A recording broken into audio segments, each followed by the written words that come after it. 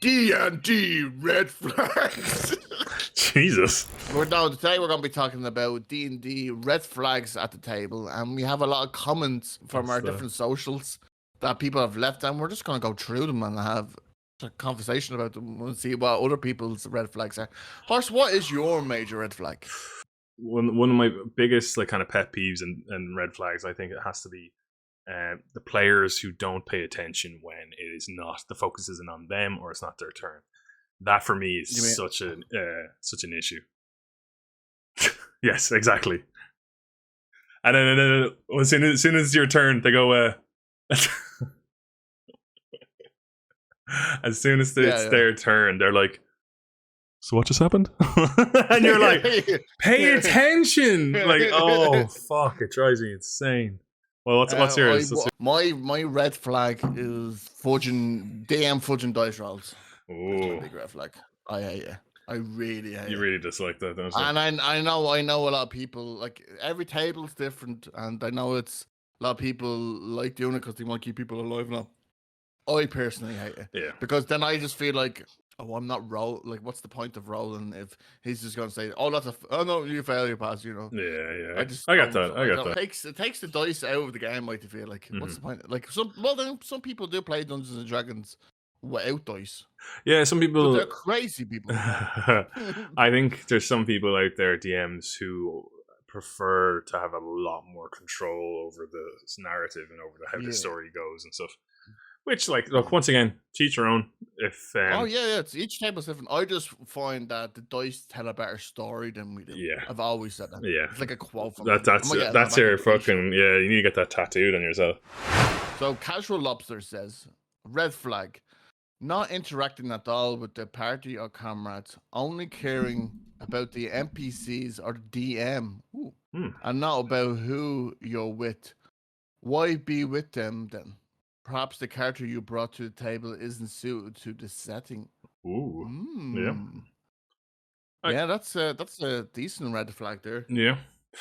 Yeah, definitely. I would agree. I guess sometimes it's difficult with, especially when I think of my current campaign that I'm playing in. You know, there's a lot of players who are new, and so one of the things we definitely do lack is just a bit of like interaction within the party every now and then. It's something that I would definitely try and encourage it, but like some people just aren't fully comfortable with that yet. I know people like playing that Lone Ranger character. But you do have to remember you're in a party. Yeah. Like, you're just gonna you're making a, like, I go off and do this on my own. I go off and do this on my own constant. Like, it's okay doing a few like a certain amount, but you can't be doing it all the time because you're making it about yourself only. People are just like, all right, then you go for, and you're making it hard for the DM as well, who's trying to keep you involved. But you gotta think, like, he's trying to keep the attention of the majority of the table at times. You know what I mean?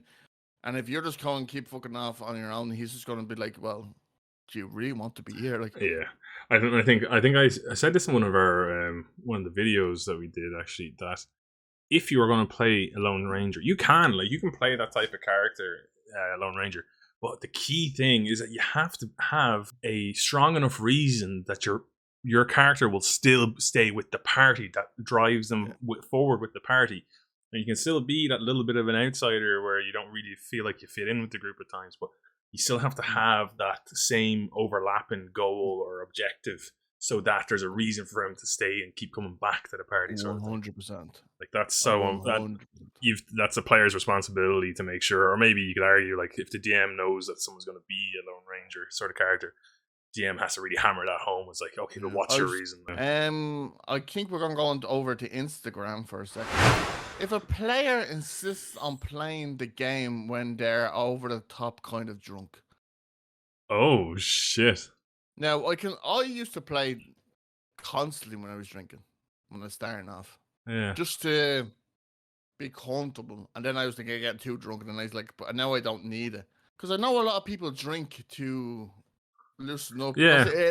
It can be whoever, man. You could be at a table with people you know for 30 years. Yeah. And it's still very intimidating to kind of, like, when you're first doing it and stuff like that. So I wouldn't say it's a red. Well, it depends on what type of drunk they are. Yeah. No, And I see where. if it wrecks the session, if it kind of if the drink is causing the session and that everyone at the table be uncomfortable, Mhm. then it's a red flag. That's it. Like I think that's where this guy is coming from. Because I know a lot of people who drink at the table, and sometimes the best role play moments come because they literally just let go and Yeah. just like.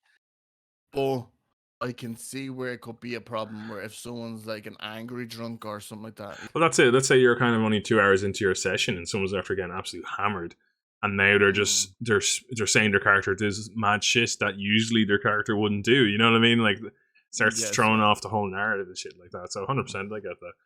I understand that. Like we're around the table. This is us. Like de-stressing, and this is your kind of your time off to, and so people might want to drink at it, but I just think it's I think as for respect for the game and the people around the table, to try and know your limits. Yeah. Just anyway in life, you should know your limits, I suppose. Yeah.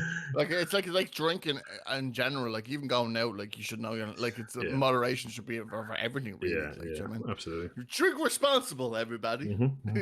The two Irish lads down beat is when players use "I'm just role playing what my character would do" to justify something that makes one or more players uncomfortable. Now, this is like, I think, the pet peeve of everyone. Yeah. I think everyone's had that moment where, oh, that's what my character would do. No, man, you're just being a fucking dickhead. Yeah. Like, let's just call it what it is. Like, sometimes it's exactly what your character is doing.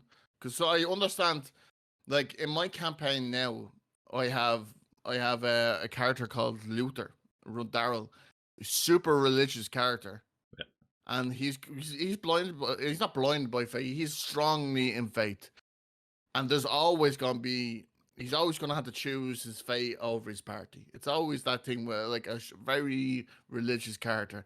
I understand 100%. He has to do some things that his party's not gonna like. Mm-hmm. Do you know what I mean? And that's what his character would do, and I would 100%.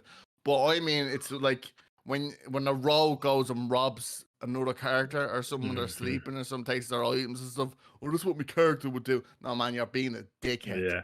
You know what I mean? Yeah, that's when you're being a dickhead. Like there's a difference there. There's a story based of that's what my character do, and then there's just an excuse for being a fucking dickhead. And I'm sorry for being so strong about it, but that is like fact on fact. Man, I hate when people say that when they're being a fucking dick. It does my head in. No, I think there's very, as you're saying, like there is a way where you can role play it that your character would pickpocket his own party, but that is such a small minority of people that actually play it like that. Like you have to be like feeding information to the party that this character is on their side, but will still do shady shit. Like it has to be kind of a bit of transparency. You can't just kind of like do it out of nowhere. You have to like the party sees you constantly pickpocketing things from anybody. You know what I mean? Like to give them the impression. No, like you can pickpocket. You're like messing pranks and stuff. What I'm saying is like if they get new like a level 5 sword, magical power, and you just fucking take it. You're like, oh, it's my power. I think the other thing as well though is this comment actually says to make players uncomfortable. So I think it's fine for you to do something that the other characters might not want you to do if it's in your character, but making other people at the table uncomfortable is completely coming onto a character. That's or stuff like that. No, it's a boop, boop, red flag. That's a major red flag for me. That sort of sensitive stuff has to be discussed at your session 0, and even it might be an awkward thing, but it's like, look, does anyone like intending to like start a romance with any other player? Like, you know what I mean? Yeah. Well, not all we're not all idiots here. Like we understand when there's like a romance brewing. Like you can never really plan it in a campaign. Oh no, sorry, no, definitely not. It can always just happen. But I do get what you're like. If you stay at the start, I don't want to romance anybody. Yeah, here. Like, exactly. No romance in it, and that's perfectly fine. Travis Willingham has done that in Critical Role, but Laura Beatty's his wife, and she said, no, you get with me, baby. I think that's it though. Sorry, I meant it more in the sense of you need to say who is okay with having romance, Yeah, and then yeah. whatever naturally kind of comes along, it naturally comes Mm, along. I'm not saying that we plan it like, yeah, so I'm be going good. after your character. Harsh, I'm going to absolutely ride you.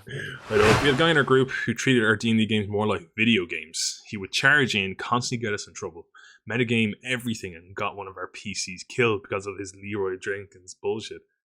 The fact that he never listened to our communications he thought was so incredibly frustrating.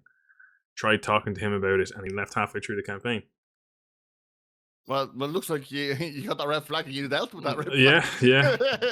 It's Usually, just talking to someone and like, if he can't have you talking to him like about like, I mean, you're being a bit of a, and he leaves. Well, man, you're blessed. He's no longer at your party. You know what I mean? it makes it a lot easier instead of having to kick someone out if they leave of their own choice. You know what I mean? If they get that, 100%. it's because at least you still have the rest. Like you still have the rest of the party, or everyone else is still together. Because nothing worse being like, yeah, we're gonna have to break apart this session and start another session up. You know what I mean? Yeah.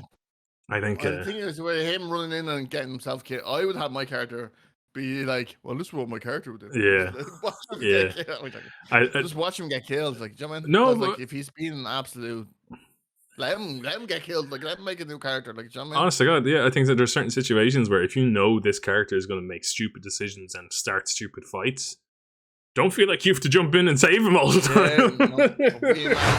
So, from Pooples on TikTok, for me, it's when somebody constantly no-shows. That means that they don't give a crap about the game and it ruins it for everyone else. Like FOMO and like, I don't really care. I won't show up, but I don't want to miss out either. So I'm not gonna leave. Yeah. I'm only gonna do it when I want to do it. I fucking hate that. Yeah, that's not on. No, I hate it. And like, the longer the campaign goes on, like you can have that character not show up for like, if you are doing a 1 to 5, you can have reasons for that character to leave and come back.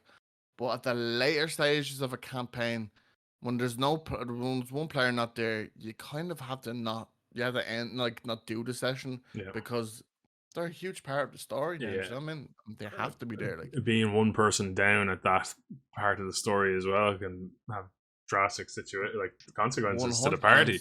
And so you can have other characters die because you're one person down. You don't have the same fucking damage output or survivability. Like, it's just I don't. Yeah, I 100. I had to. That's a big red flag for me as well. Well, I think there's a difference though, because it's like, life happens. Like, things come up, things get in the way. Life happens. 100%. And I think it's just about being open and having a clear communication with your group, guys. I'm so sorry. Yeah.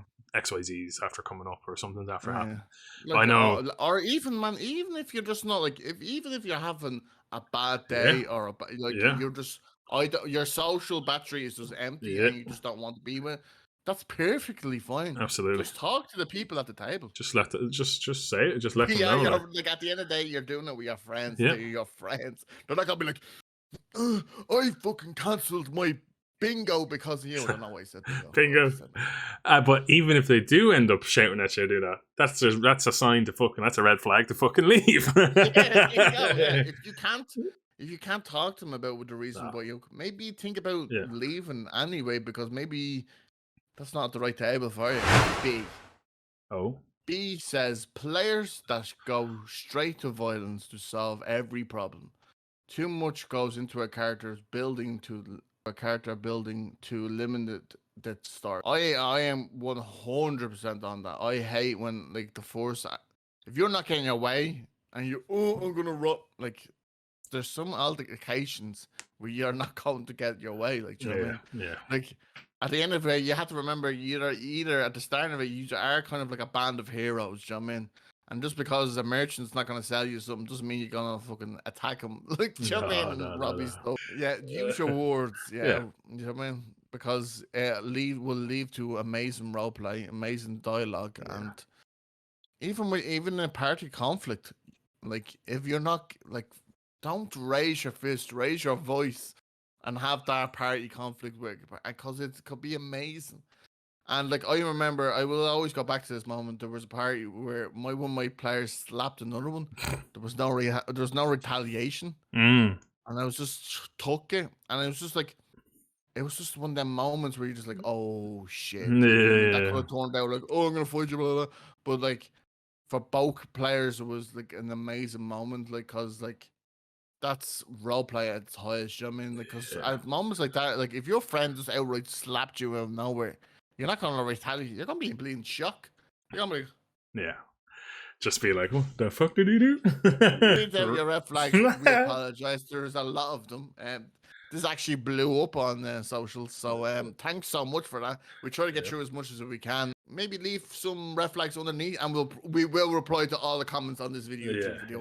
I will make sure, but I will personally do it myself. And just thank you for all the comments on it as well. Thank you for everyone sharing their stories. Yeah. It was very fun to read through everything that we have. It's been Dopes and Jackets. I've been happy. I've been a horse. See you next time. See you next time.